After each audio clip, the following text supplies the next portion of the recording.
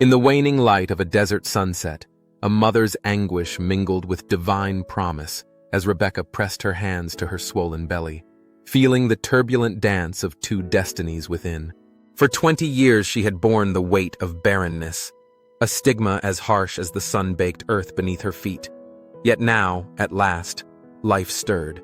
Two infants, entwined in an eternal struggle, would emerge to rewrite history itself. Birth and prophecy.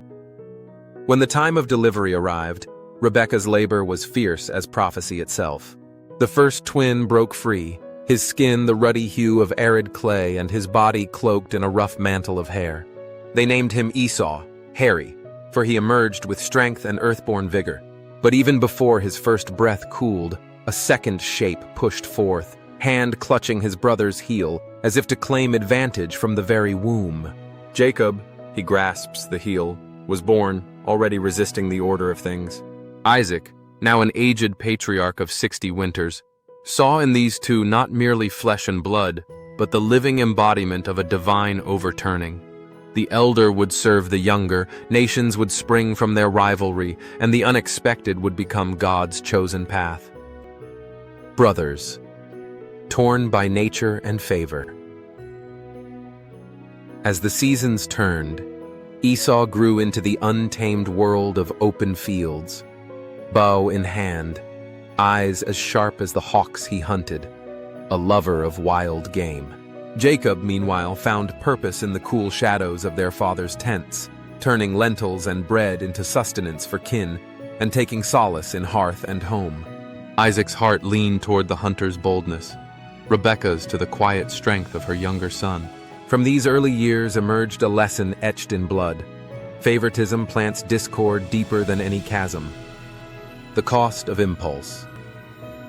One evening, scent of spiced stew curling through the camp, Esau stumbled in, parched and famished from the chase. His gaze fell on Jacob's simmering pot, and a raw urgency seized him. "Give me some of that red stew," he pleaded. "I am dying of hunger." In that breath, Jacob saw destiny's opening. "Swear an oath, sell me your birthright," he countered, eyes cold with calculation. Hungry and heedless, Esau agreed, trading the mantle of future leadership for a single meal. As he devoured bread and lentils, he sealed his impulsive ruin. Jacob's shrewd grasp of opportunity thrust him one step closer to the promise, even as moral lines blurred in his heart. Deception in the twilight. Years later, Isaac, now blind and frail, summoned Esau one final time. "Hunt me game," he entreated, "and prepare my favorite meal, that I may bless you before I die." But Rebekah, recalling the oracle that the older shall serve the younger, devised a daring plan to secure God's promise. Under flickering oil lamps, she dressed Jacob in Esau's garments, bound goat skins to his smooth arms and neck, and sent him toward his father's tent. Trembling at the deception, Jacob hesitated, yet fear knotted his resolve less than the weight of destiny. In whispered lies he claimed to be Esau, invoking the Lord's name to bolster his guise. Isaac, trusting the feel of hairy arms more than his ear for familiar voice, bestowed upon Jacob the patriarchal blessing. Abundance, dominion, divine favor. Moments later, the real Esau arrived, proud horns of game upon his back, only to tremble at his father's anguished realization. "Who hunted?" Isaac cried.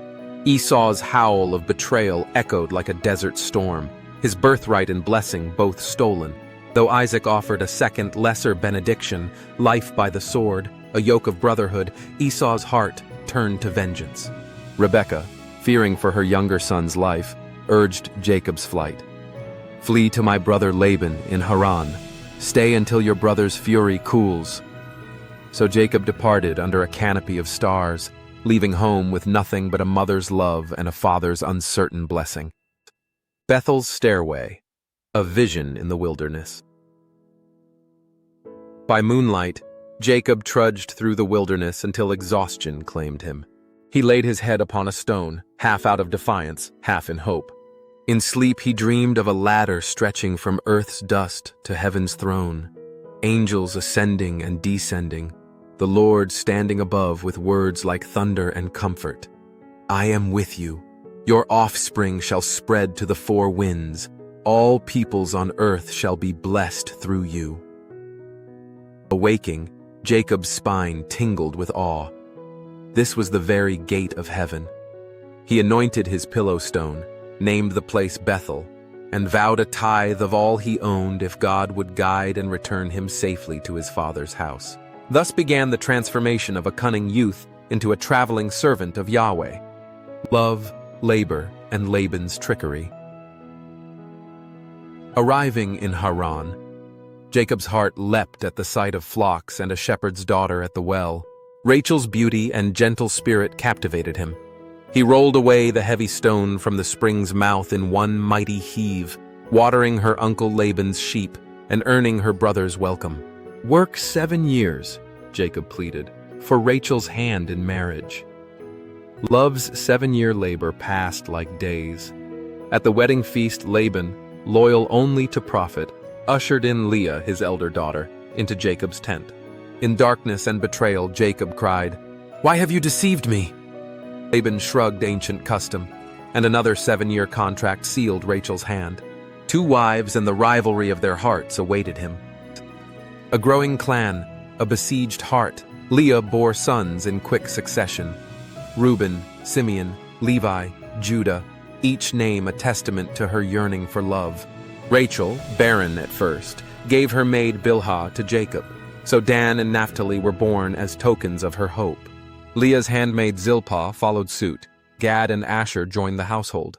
Only then did Rachel conceive Joseph, the boy she named New Fruit in her old age. Jacob's flocks multiplied. His wealth grew like desert bloom after rain, but his spirit longed for home. Laban, fearful of loss, shifted his wages 10 times. Yet in every hardship Jacob sensed God's favor. In a dream he was told to return, and secretly he prepared wives, children, and herds for flight. Rachel, in a final act of filiation, stole her father's household idols as they crossed the Euphrates. Laban's pursuit ended at Gilead, where under duress he bargained for a covenant heap, Gilead and Mizpah, with Jacob, each swearing no harm and acknowledging divine oversight. Wrestling, renaming, and reunion back on Canaan's soil, angels greeted Jacob at Mahanaim, 2 camps bridged by God's watchful eye. But fear gripped him when word came that Esau advanced with 400 men. Dividing his family like swept droplets, Jacob prayed by the Jabbok, "Save me from the hand of my brother." When night deepened, a lone stranger appeared and wrestled him until dawn. Bones tore, hip joint wrenched, yet Jacob clung to the nameless one, demanding blessing. "Your name shall be Israel," came the reply, "for you have striven with God and with men and prevailed." Limping but exalted, Jacob rose with a new identity, he who strives with God. At sunrise he beheld Esau's camp across the plain. 7 bows to the ground, an offering of contrition, yet Esau ran, not in wrath but in weeping embrace.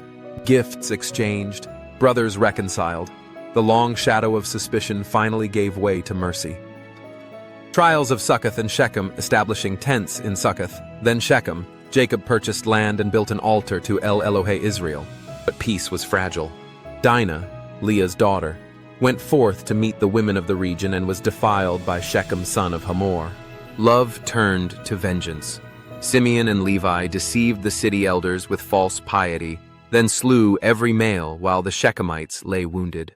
Jacob's horror at this brutal justice reminded him, and us, that God's promises often unfold amid human violence and moral compromise. Bethel again, loss and legacy. Called once more to Bethel, Jacob led his household in purging foreign gods and building a second altar. There Yahweh reaffirmed his name Israel, his descendants as uncountable as earth's dust, kings among them, the covenant land promised. Yet sorrow shadowed the journey. Rachel died, birthing Benjamin, the last rose of Jacob's heart. Leah's consolation produced Issachar and Zebulun, then her silent strength bore Dinah and later daughters lost to time. Reuben's grave sin with Bilhah marred the birthright of firstborn. Returning to Mamre, Jacob buried his father Isaac near Abraham and Sarah, reuniting with Esau under the ancient oaks. Soon famine's grip drove Israel to Egypt, where Joseph, now viceroy over Pharaoh's granaries, revealed himself in tears and triumph. Jacob's journey culminated in Goshen, a land of plenty, where the 12 tribes would flourish beneath Egyptian skies. On his deathbed, Jacob blessed Joseph's sons, crossing arms to foreshadow Ephraim's preeminence, and uttered final prophecies over each son, bittersweet or bright, as their futures would be.